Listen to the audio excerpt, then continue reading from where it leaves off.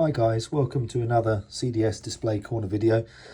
Apologies, I'm filming this directly on my phone because this display is very small today. So what we have here is a 2.4 inch display, portrait mode, as you can see by the bezel.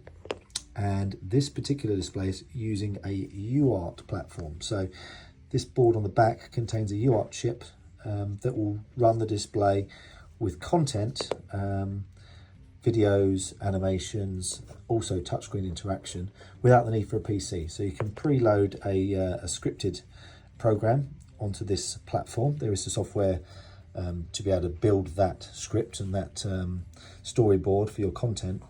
And then you can trigger those events via RS-232 or RS-485, making it very simple to build a nice looking interface for your machine without the need for a complex computer or anything like that. So you can trigger this from a microcontroller.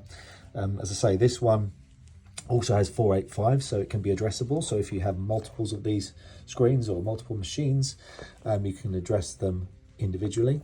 The board also has a speaker output as well for audio and a battery for real-time clock if that is needed.